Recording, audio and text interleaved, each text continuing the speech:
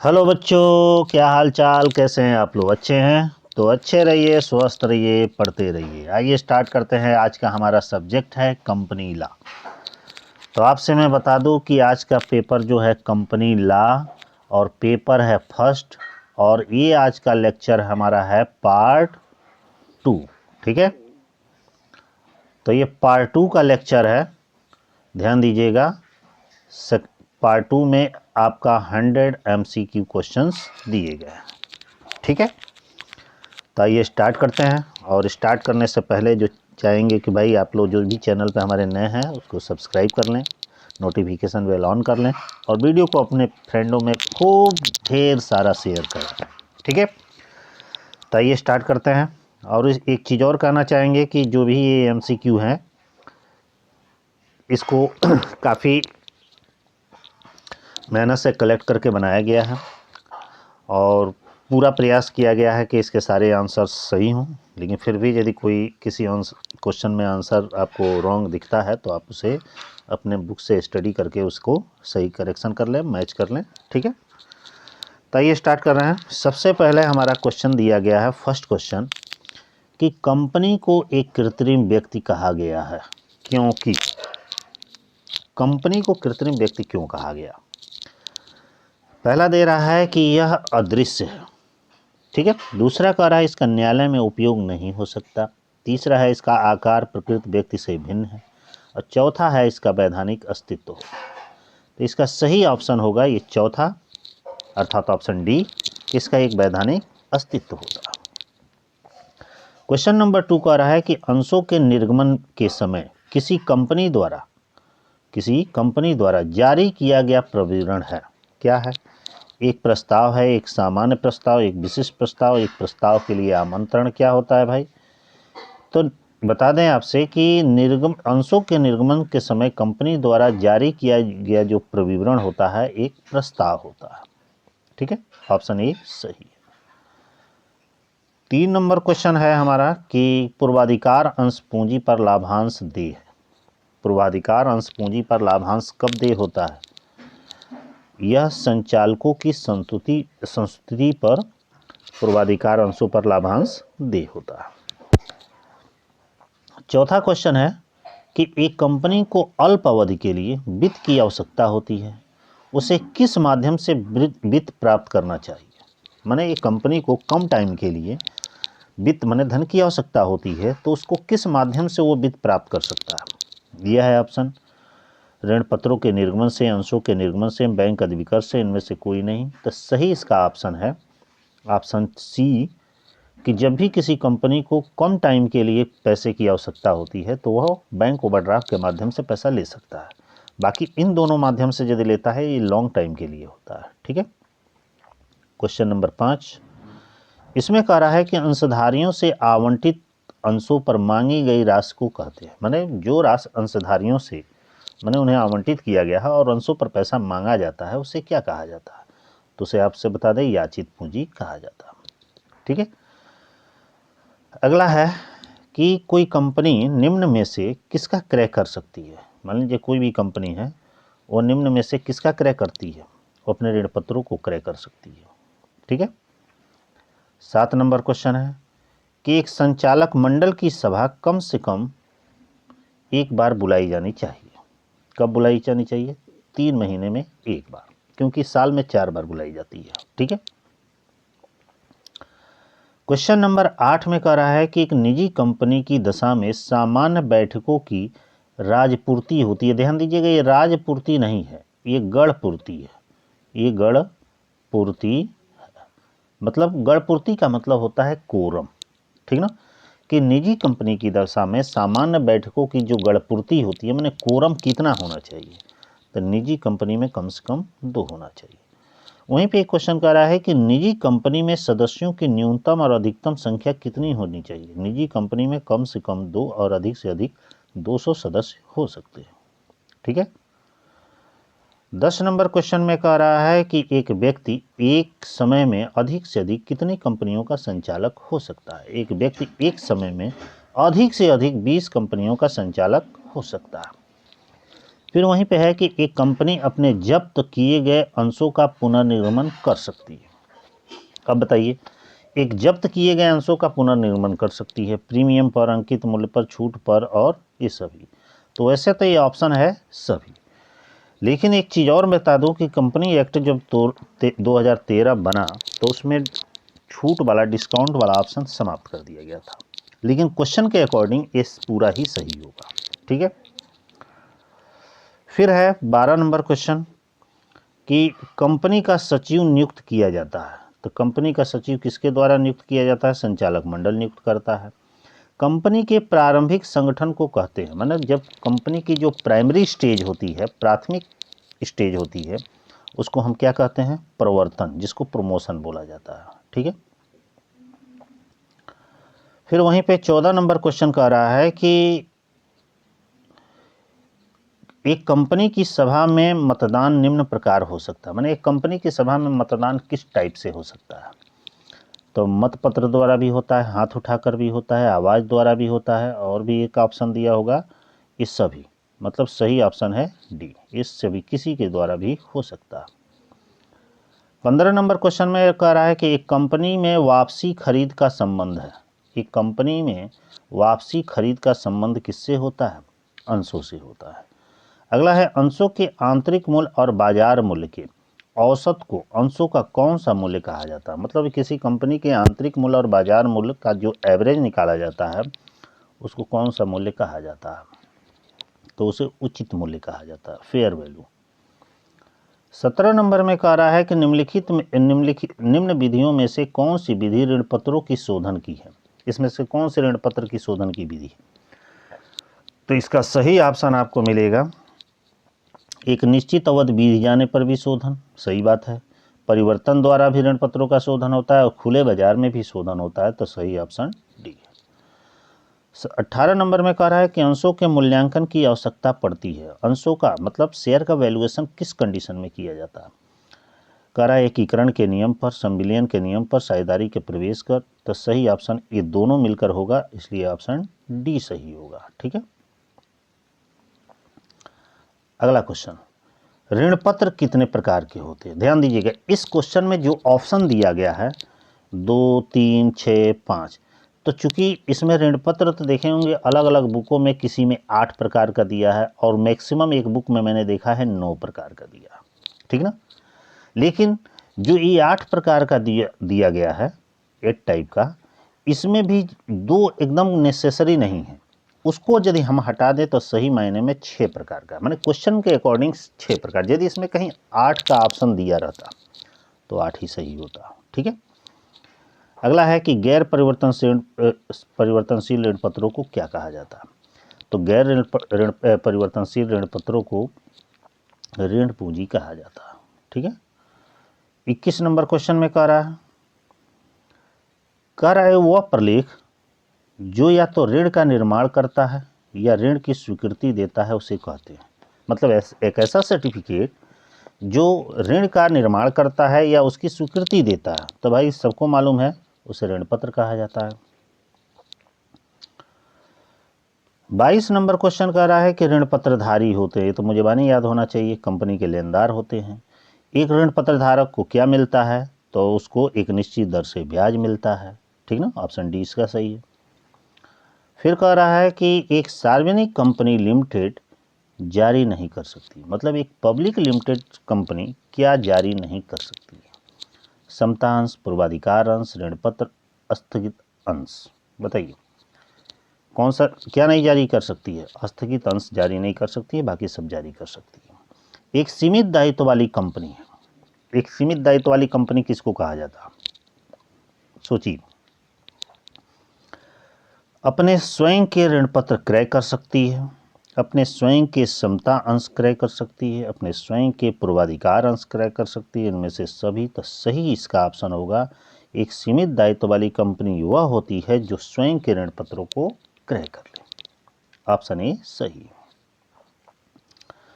26 number में है कह रहा है कि एक कंपनी स्वयं का क्रय कर सकती है। अभी मैंने बताया स्वयं का वो क्या क्रय कर सकती है। तो देखिएगा, ऋण पत्र क्रय कर सकती है। ऑप्शन उल्टा हो गया है, ठीक ना, लेकिन उसका टेंशन ना लीजिएगा, मतलब ऋण पत्र है क्रय कर सकती है। अगला है, एक कंपनी अधिनियम के अंतर्गत अभिगोपन कमीशन की अधिकतम निर्धारित दर क्या होती है? अभिगोपन कमीशन की निर्धारित दर क्या होती है बताइए। तो ये एग्जैक्ट याद रखिएगा, ऋण पत्रों पर 2.5% और अंशों पर क्या परसेंट? 5%। ठीक है, तो ये ऑप्शन नंबर सी सही है इसका। अगला क्वेश्चन है कि अंशों का आवंटन माने अलॉटमेंट ऑफ शेयर किया जाता है यदि, ध्यान से सुनिएगा। ऑप्शन ए कह रहा है कि अंशधारियों की सामान्य सभा में इसका अनुमोदन हो गया हो, पूंजी निर्गमन नियंत्रण से निकासी प्राप्त कर ली गई हो, न्यूनतम अभिधान प्राप्त कर लिया गया हो, संचालकों ने योग्यता अंश ले लिया हो। तो सही ऑप्शन है इसका, शेयर अलॉटमेंट किया जा सकता है, न्यूनतम अभिधान राशि प्राप्त कर ली जाती है तब। अगला है कि अंशों के यथानुपात आवंटन से क्या आशय है? यथानुपात आवंटन से क्या आशय? आवेदकों के मध्य बराबर बराबर अंशों का आवंटन, संचालकों के विवेकाधिकार से अंशों का आवंटन, सभी आवेदकों को आवेदित अंशों के अनुपात में अंशों का आवंटन, केवल चुने हुए आवेदकों को अंशों का आवंटन। तो सही ऑप्शन है, सभी आवेदकों को आवेदित अंशों के अनुपात में आवंटन ही यथानुपात आवंटन कहलाता है। प्रमंडल या कंपनी की पूंजी निर्माण हेतु कौन सा तारतम्य सही है? मतलब एक सीक्वेंस दिया है, यह सीक्वेंस किसका सही है? तो बता दें, सबसे पहले नाम मात्र की पूंजी होती है जिसको अधिकृत कैपिटल, एथोराइज कैपिटल कहा जाता है, अंकित पूंजी भी कहते हैं। उसके बाद निर्गमित होती है, उसके बाद याचित होती है, उसके बाद अविदत होती है। तो ऑप्शन बी सही है। 31 नंबर क्वेश्चन में कह रहा है कि बकाया राशि माने काल्सिनियर को स्थिति विवरण में किस साइड में माने लायबिलिटी में किस शीर्षक में दिखाया जाता है? तो आपसे बता दें, याचित पूंजी में से घटाकर दिखाया जाता है। अंश आवंटन खाता किस टाइप का खाता होता है? तो अंश आवंटन खाता एक व्यक्तिगत खाता होता है। ऑप्शन ए सही है। फिर अगला है कि यदि किसी कंपनी ने सारणी ओ को अंतर नियम की भांति स्वीकार किया है तो अंश निर्गमन की दशा में दो मांग राशियों के मध्य कितने समय का अंतर होगा? अब देखिए, सारणी ओ का मतलब टेबल एफ यहाँ का मतलब है, ठीक ना, टेबल एफ है ये, इसने ये रॉन्ग लिखा है, इस टेबल एफ है। तो कह रहा है कि कितने माह का अंतराल होता है? तो इस 33 नंबर में बता दें आपको 1 महीने का अंतराल होता है। निम्नलिखित में से कौन व्यक्तिगत खाता नहीं है? अभी पूछ रहा है कौन सा व्यक्तिगत खाता नहीं है। अब बताइए इसमें से कौन सा व्यक्तिगत खाता नहीं है? तो अंश जो हरण खाता होता है व्यक्तिगत खाता नहीं है, बाकी ये तीनों व्यक्तिगत खाता है। फिर अगला है, अग्रिम याचनाओं पर काल्सिन एडवांस पर ब्याज की दर कितनी होती है? भाई 12% होती है, बकाया पर 10% होती है। अगला है कि समता अंश पर कंपनी द्वारा मांगी जाने वाली कम से कम राशि क्या होगी यदि अंशों का सम मूल्य 10 रुपया प्रति अंश हो? क्या होगा? 5%, 10%, 20%, 50%? तो 5% होती है।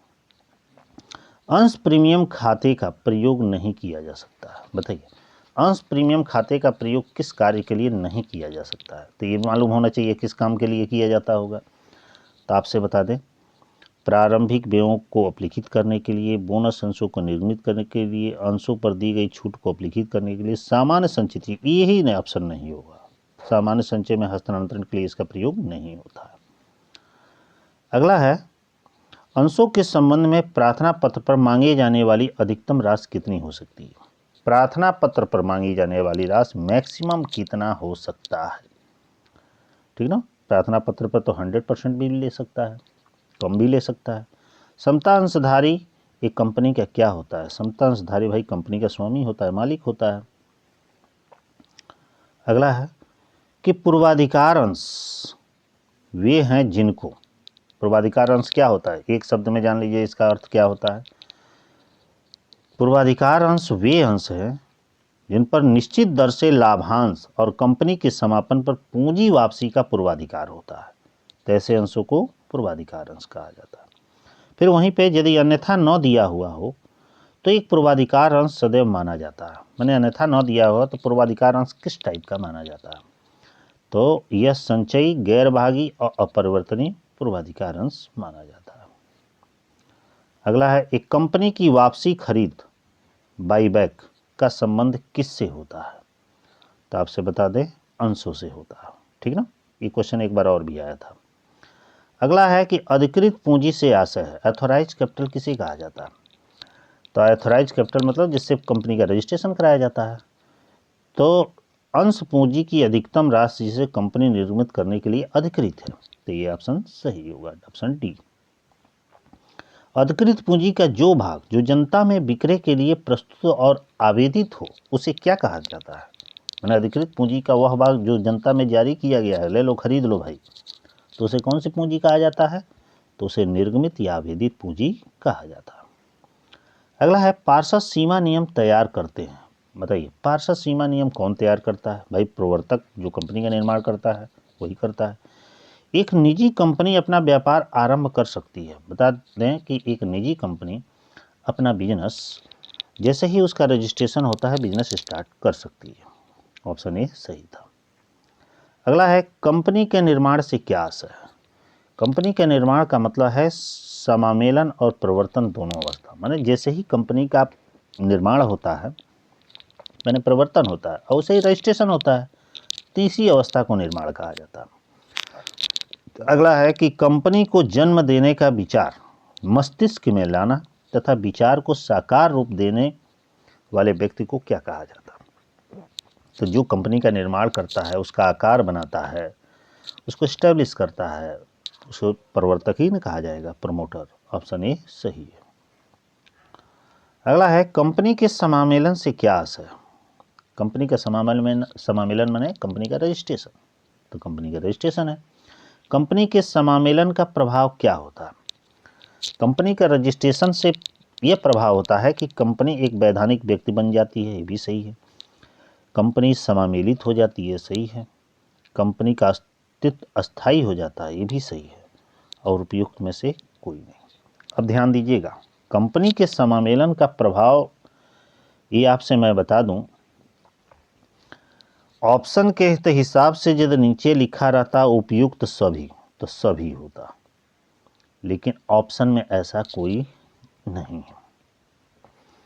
कंपनी का रजिस्ट्रेशन का मतलब है कि वह एक वैधानिक व्यक्ति बन जाती है। माने इसमें से नज़दीकी आंसर आपको खोजना है कौन, और समामेलित भी हो जाती है, अस्थायी भी अस्तित्व हो जाता है। लेकिन समामेलन से उपयुक्त कोई नहीं देने का मतलब है कि इन्हीं तीनों में से कोई एक विकल्प आपको खोजना पड़ेगा। लेकिन सही ऑप्शन इसका होगा कि कंपनी के समामेलन का प्रभाव ये होता है कि कंपनी और उसके सदस्यों का पृथक वैधानिक अस्तित्व होता, उस अकॉर्डिंग देखेंगे तो आपका आंसर यह होगा। ठीक है ना, मतलब कि सदस्यों का पृथक अस्तित्व होता है, माने सदस्य अलग और कंपनी अलग होते हैं।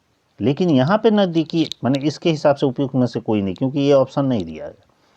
और यदि हम इन तीनों में से लेते हैं तो भाई वैधानिक लीगल व्यक्ति हो जाती है।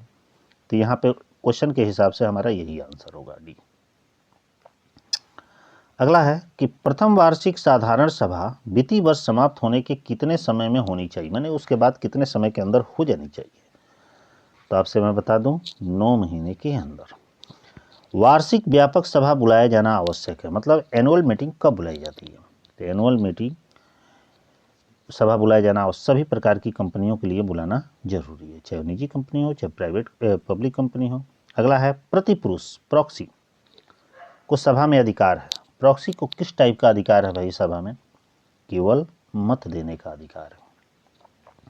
सामान्य सभा की सूचना देनी होती है, मतलब जब भी कोई एनुअल मीटिंग होती है तो अंशधारियों को कितने दिन पहले सामान्य सभा की सूचना देनी पड़ती है? तो आपको याद रखिएगा एग्जैक्ट डेट 21 दिन पहले। अगला है 55 नंबर क्वेश्चन है कि 2 वार्षिक सभाओं के बीच कितने का अंतराल हो सकता है? तो 2 वार्षिक सभाओं के बीच अधिकतम 15 महीने का अंतराल हो सकता है, लेकिन जरूरत पड़ेगा तो विशेष प्रस्ताव करके इसे 18 महीने तक भी किया जा सकता है, लेकिन क्वेश्चन के अकॉर्डिंग 15 महीना। अगला है कि एक सार्वजनिक कंपनी द्वारा न्यूनतम अभिदान प्राप्त कर लेना चाहिए। एक सार्वजनिक कंपनी द्वारा न्यूनतम अभिदान कितने समय के अंदर प्राप्त कर लेना चाहिए? 120 दिनों के अंदर। 57 नंबर में कह रहा है कि एक कंपनी अंशों का आवंटन नहीं कर सकती है। एक कंपनी अंशों का आवंटन नहीं कर सकती है। कब? प्रविवरण के निर्गमन की तिथि से 5वें दिन से नहीं कर सकती। न्यूनतम अभिदान की राशि प्राप्त की जा सकती है। न्यूनतम अभिदान की राशि कब प्राप्त की जा सकती है? किससे? प्रविवरण की सहायता से। अगला है रजिस्ट्रार के पास आवंटन विवरण की फाइल कर देनी चाहिए। अब देखिए, रजिस्ट्रार के पास कोई भी फाइल किया जाता है, कोई भी सूचना संदेश भेजा जाता है, इन्फॉर्मेशन दिया जाता है, उसकी डेट की अवधि 30 दिन याद रखे रहिएगा, ठीक ना? कितना है? 30 दिन। अंश अधिपत्र निर्गमित किया जा सकता है जबकि अंश क्या हो? पूर्ण प्रदत्त हो, ठीक है। अगला है कंपनी का संचालन किया जाता है। कंपनी को चलाता कौन है? डायरेक्टर चलाते हैं। अंशधारियों का दायित्व होता है, क्या होता है? सीमित होता है, ठीक है। अगला है कि कंपनी के संचालन को नियंत्रित करता है। कंपनी के संचालन को कौन नियंत्रित करता है? तो कंपनी अधिनियम 2013 करता है भाई। अगला है यदि निजी कंपनी पर लगाए गए प्रतिबंध में से किसी की अवहेलना की जाती है तो कंपनी मानी जाती है। मतलब निजी कंपनी पर जो प्रतिबंध लगाया गया है और वो अवहेलना करती है तो उसे कौन सी कंपनी माना जाएगा? तो उसे सार्वजनिक कंपनी माना जाएगा। फिर कह रहा है कि कंपनी के नाम में परिवर्तन करने के लिए कंपनी का कौन सा प्रस्ताव पारित करना पड़ता है? नाम में परिवर्तन के लिए भाई विशेष प्रस्ताव पारित करना पड़ेगा, विशेष प्रस्ताव। अगला है 66 नंबर क्वेश्चन है कि कंपनी का उद्देश्य, अधिकार और कार्यक्षेत्र निर्धारित करने वाला वो प्रलेख कौन सा है? कौन सा है? पार्षद सीमा नियम है कि अंतर नियम है कि दोनों है कि कोई नहीं है? कौन सा है? तो आपसे मैं बता दूं, पार्षद सीमा नियम ही ऐसा है जो उद्देश्य, अधिकार और कार्यक्षेत्रों का निर्धारण करता है। फिर कह रहा है यदि कोई कंपनी अपने अंतर नियम नहीं बनाती है तो उसके जगह पे कौन सा टेबल बनाती है? तो टेबल एफ बनाती है, ठीक है।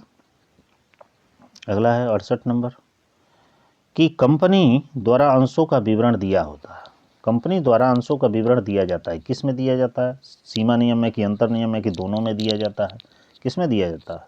अंशों का विवरण अंतर नियम में दिया जाता है। कंपनी पार्षद सीमा नियम में सरलता से परिवर्तन कर सकती है कि नहीं कर सकती है? कि कुछ भी कर सकती है? तो कंपनी के पार्षद सीमा नियम में सरलता से परिवर्तन नहीं किया जा सकता, उसके लिए विशेष प्रस्ताव पारित करना पड़ेगा। अगला है 70 नंबर कि कंपनी द्वारा पार्षद सीमा नियम की व्यवस्थाओं के बाहर किया गया कार्य कहलाता है। माने कंपनी द्वारा यदि पार्षद सीमा नियम बनाया गया है और उससे बाहर, उससे हट के नियम के आधार से हट के कार्य किया जा रहा है तो उसे क्या कहा जाता है? तो उसे अवैधानिक माना जाता है, ठीक है। 71 नंबर क्वेश्चन में कह रहा है कि पार्षद सीमा नियम बनाना आवश्यक है। अब बताइए, पार्षद सीमा नियम किसके लिए बनाना आवश्यक है? चाहे वो निजी कंपनी हो या सार्वजनिक कंपनी है, दोनों के लिए जरूरी है। कंपनी के समामेलन के लिए पार्षद सीमा नियम बनाना क्या है? ऐच्छिक, अनिवार्य, आवश्यक नहीं है कि कोई नहीं है? क्या नहीं है? एकदम कंपलसरी है, कोई भी कंपनी हो बनाना जरूरी है। 73 नंबर में निम्नलिखित में से कौन सा प्रलेख कंपनी के बाह्य संबंध को परिभाषित करता है? तो बाह्य क्षेत्रों का जो निर्धारण होता है वो पार्षद सीमा नियम ही करता है और आंतरिक क्षेत्रों का होता है वो अंतर नियम करता है। फिर वहीं पे क्वेश्चन, किस धारा के अंतर्गत विशेष प्रस्ताव को इस अधिनियम में अंश पूंजी कम करने वाला प्रस्ताव कहा गया है? माने किस धारा को विशेष प्रस्ताव को, धारा के अंतर्गत विशेष प्रस्ताव को इस अधिनियम में अंश पूंजी कम करने वाला प्रस्ताव कहा गया? वो सेक्शन कौन सा है? तो वो सेक्शन है 66, ठीक है। फिर कह रहा है 75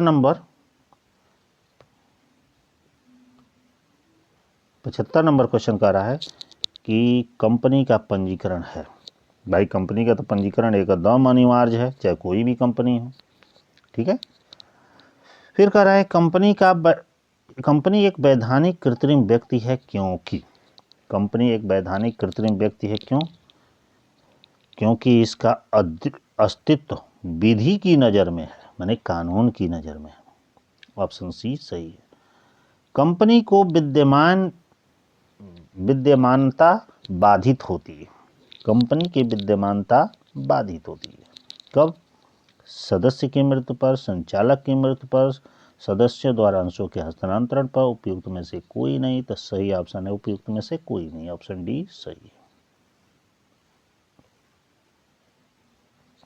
अगला कह रहा है एक निजी कंपनी सार्वजनिक कंपनी में परिवर्तन हो सकती है। एक निजी कंपनी सार्वजनिक कंपनी में परिवर्तन कैसे कर सकते हैं? अंतर्नियम को परिवर्तित करते हुए, विशेष प्रस्ताव द्वारा, केंद्र सरकार की अनुमति से, इनमें से दोनों। कंपनी शब्द किस भाषा से लिया गया है? कंपनी शब्द लैटिन भाषा से लिया गया।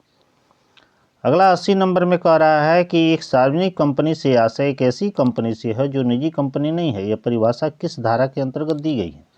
मैंने कहा गया है कि एक सार्वजनिक कंपनी से आशय ऐसी कंपनी से है जो निजी कंपनी नहीं है। यह परिभाषा किस सेक्शन के अंतर्गत दी गई है? धारा 271 में। कंपनी का कार्यक्षेत्र सीमित होता है। कंपनी का कार्यक्षेत्र सीमित होता है। किसमें कहाँ तक सीमित होता है? सीमा नियम तक, अंतर्नियम तक, कंपनी अधिनियम तक। तो ये सभी कौन सा ऑप्शन सही होगा? तो कंपनी का जो कार्यक्षेत्र है ये सभी ऑप्शन सही होगा, सबके द्वारा निर्धारित होता है। फिर कह रहा है कि कंपनी अपने लाभों को बांटती है। कंपनी अपने लाभों को किस में बांटेगी? भाई अंशधारियों में बांटेगी। प्रविवरण की एक प्रतिलिपि किस तिथि पर या उससे पूर्व रजिस्ट्रार के रजिस्ट्री के लिए प्रस्तुत की जानी चाहिए? तो इसका आपका आंसर होगा प्रकाशन की और निश्चित दोनों तिथि।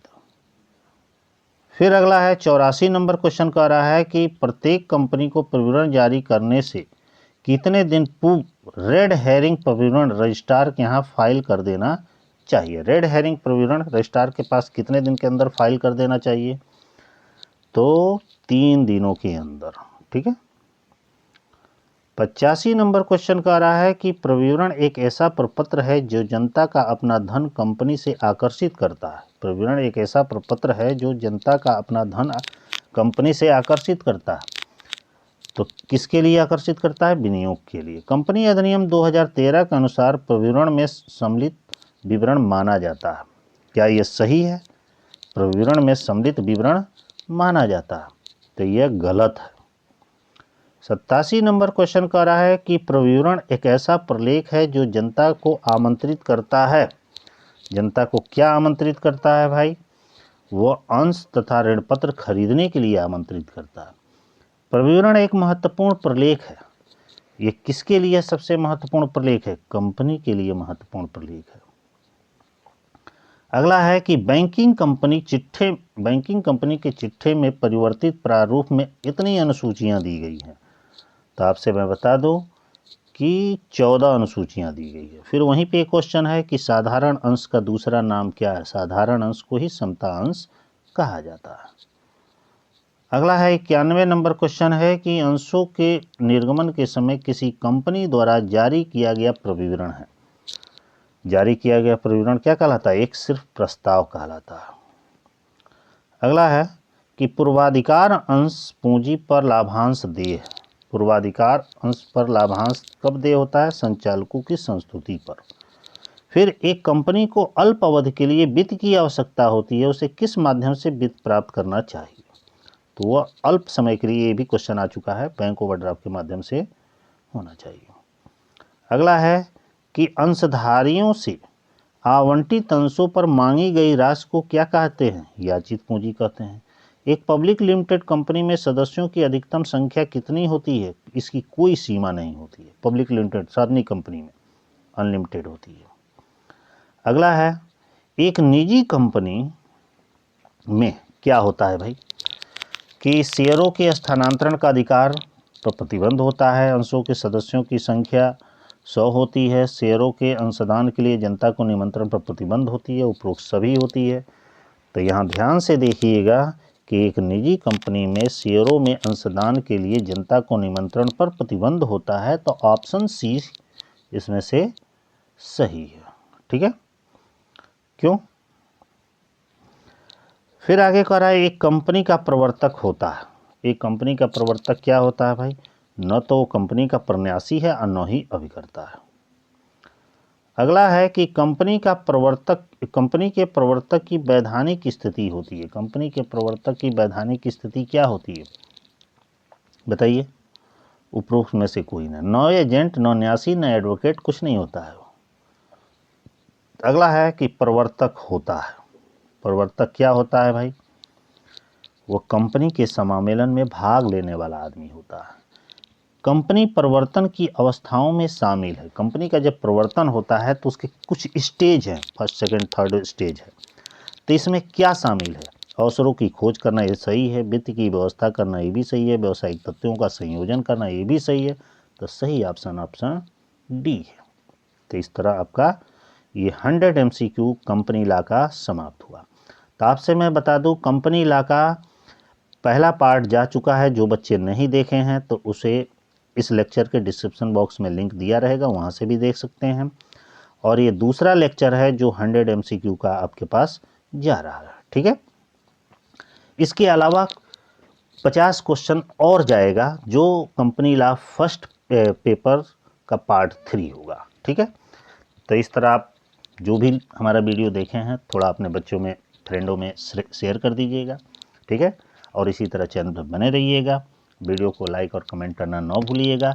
कोई क्वेश्चन इसमें से रॉन्ग हो जा रहा है तो उसे अपने बुक से मैच कर लीजिएगा, उस पर ज़्यादा कमेंट करने की ज़रूरत नहीं है। और किसी और चीज़ों के सब्जेक्ट के पेपर की डिमांड चाहिए तो आप कमेंट बॉक्स में ज़रूर कमेंट कर दीजिएगा, ठीक है।